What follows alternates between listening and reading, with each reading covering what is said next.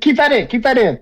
Hello, everyone. Welcome to Straight Aim Magic. Dawson's here, along with my compatriots of Hirobi Gamble, X Kirby, and Busted Headphones. Again with another episode of drafting commanders, and this time we're doing Mono Black Edition. Unlike Kirby's preference, of course, after his last escapade in Mono White, we are now going into probably one of the more powerful mono colors, and I'm excited to see what we all pick. Today, we're going in the order of Kirby, myself at Straight A, Busted Headphones, and Hirobi Gamble. Snake draft order as always, and we're going to be jumping right into it. Kirby, what is the 101 of the Mono Black draft?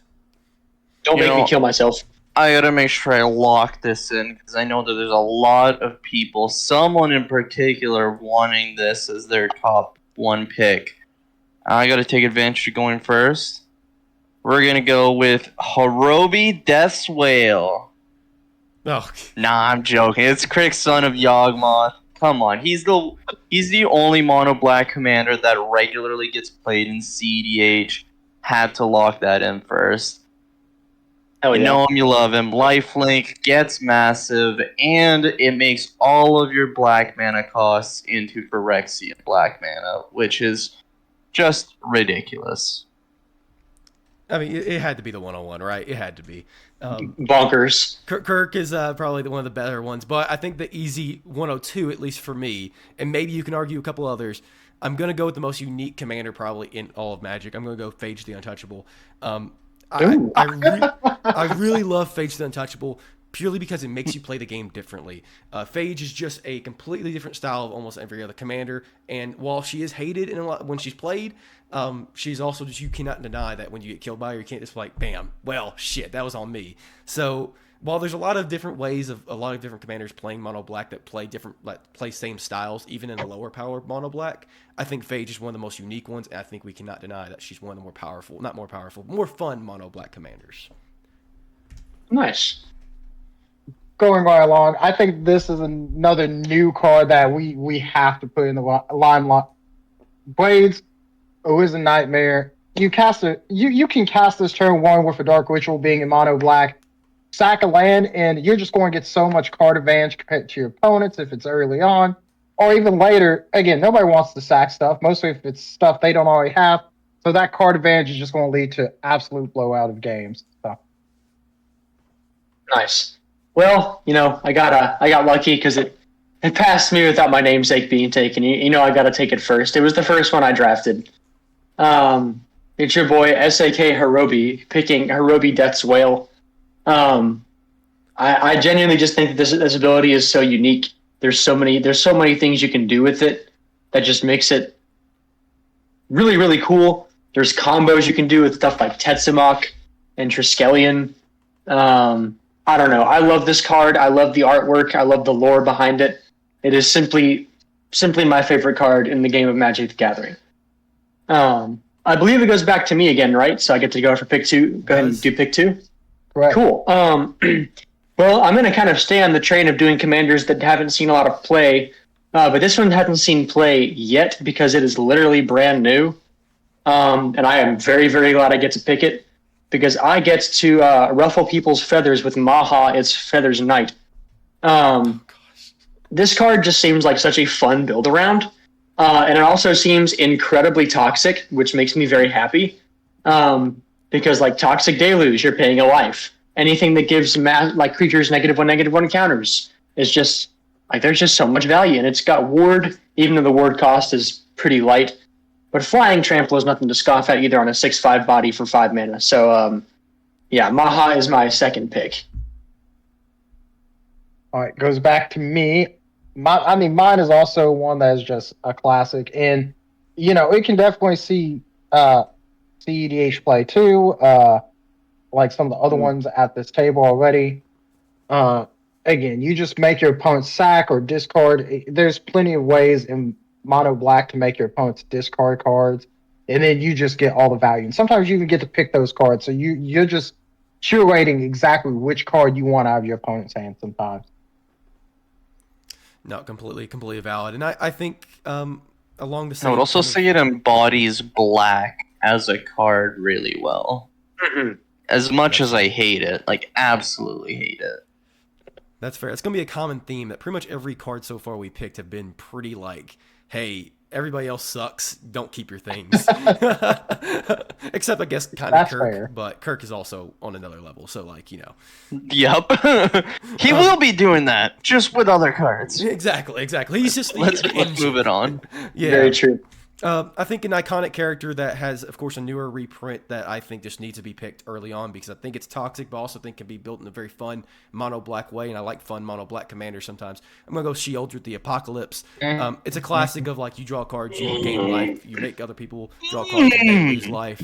Shieldred is just really, really fun, really, really good, and of course, iconic character. You can't deny the coolness factor of Shieldred the Apocalypse either. And of course takes the more toxic version of the older commander and turns it into a more fair, fun, balanced one. Balanced quotation marks. Fair? And fair?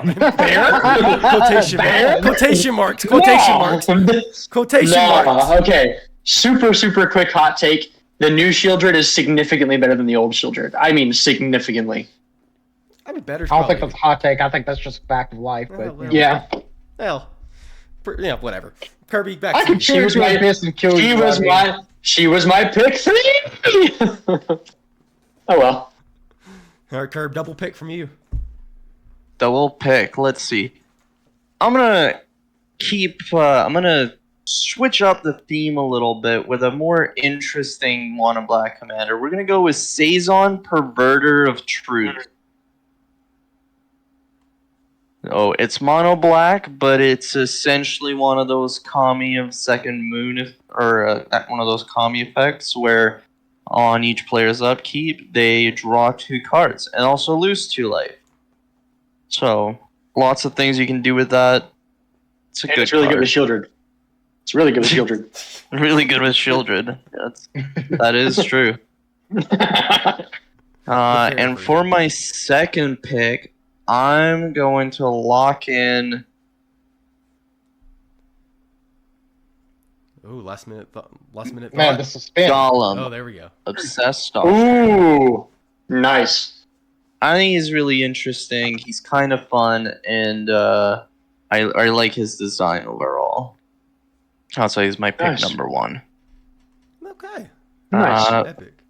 Back to you, Dawson. Yes, and I think I'm actually kind of surprised that that no one's taken this commander yet because I think it's one of the more popular commanders, and I think almost in any monocolor combination or monocolor combination, but monocolor color, you have to go with a tribal of some sort, and I think the most iconic mono black tribal right now is definitely rats. I'm gonna go Marrow-Gnawer.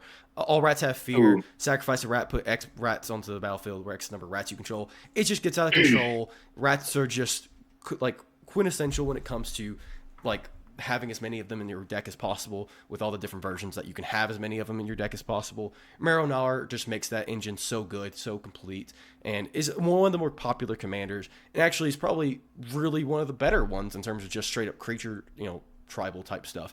So Marrow-Gnawer will be my pick 3. Nice. I'm definitely feeling a hot seat because I'm in the middle ground here, and a lot of the good picks haven't taken. I'm glad this one hasn't because it is a newer card that I've really fell in love with. It's from the Warhammer set, Trazen the Infinite, and in his name, the Infinite. He can go infinite with a multitude of things. His ability to just have all the activated abilities from stuff in your graveyard from artifacts is really strong. You can make him tap for mana, untap him, and make infinite mana, and just really it shines if you can get him off the ground. So he is my top 3. Cool beans, dude. Yeah. So for my pick, too. Yes. For my pick 3, I kind of have a bunch that I can go with. So knowing me, this play group knows me quite well. I love battle cruiser commanders that are 5 or more mana. So I'm going to stick with that theme with one of my favorite jank commanders, I think. This is Iname, Death Aspect. 6 mana 4/4. When it ETBs or comes into play, you can search your library for any number of spirits and put them into your graveyard. If you do, you shuffle your library. Iname can lend itself to some very, very cool combos. And if you're playing a like Mass Reanimator, you can just vomit stuff out of the graveyard and really start taking over a game. For some reason, it doesn't have flying, which to me is kind of bullshit, but, oh well. For my pick 4, there's 2 that I'm kind of deciding between, but I think I'm going to go with the one that I've seen the most success with. And ironically, it goes very, very well with 2 of the other cards on the table or on the draft picks in the moment. I'm going to choose a Starscream Power Hungry, which classically runs both Shieldred and Saison. It's got more than meets the eye for 2 and a black. And I'll go ahead and do the all face real quick. Flying, Menace, and Haste whenever it deals combat damage. If there's no Monarch, that player becomes the Monarch. Whenever you become the Monarch, you convert Starscream. And then he converts back into the Power Hungry version. Flying, whenever you draw a card, if you're the Monarch, target opponent loses 2 life. This is kind of all about just like playing with Shieldred effects, playing with Saison effects, pinging your opponents down, kind of pillow forwarding a little bit in mono black, which gets easier as you go about the game. So Starscream is my pick 4. All right, back to me. My pick 4, pretty solid choice here that I'm always glad to see at a table, is Chainer Dementia Master. There's so many ways in mono black to put stuff in your yard on purpose. Anami is a great example of this. And then once you throw it in the yard, you bring it back for 3 life and 3 mana, which is nothing for mono black decks. And you can easily run things like Kirk, Son of Yawgmoth, to negate the mana and just easily gain that life back through mono black effects till you win the game. It's one that can be very casual or very competitive, whichever one you want to do. So Chainer's a really great card to see. Heck yeah. No, very, very good. Solid pick. With pick 4, there's actually quite a few avenues I have here. There's 3 different ones I really considered. But I'm going to go with the coolness factor just because I think the art is really cool. What it's based on is really cool as well. I'm going to go King Makar, the Gold Cursed.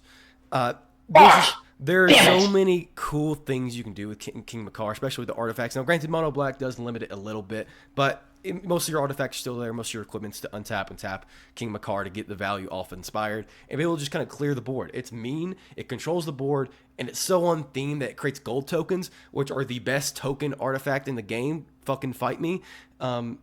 And I just love King Makar, the flavor of that. And I want to build King Makar very, very soon. So that's kind of also why I want to add it to my pick 4 here. Damn. Sucks. Great pick, though.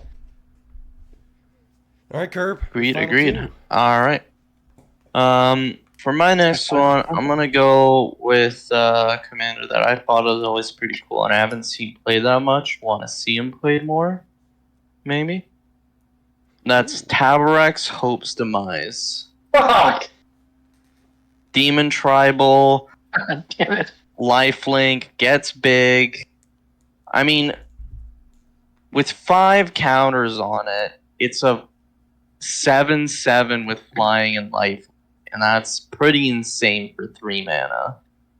I mean, 5 creatures dying, but, and depending on the deck, you can do Shadowborn Apostles or go with some other kind of jankier cut. It's a cool card. And for my pick number 5, I'm going to go with a similar kind of idea, but this one's going to be Shelob Dreadweaver.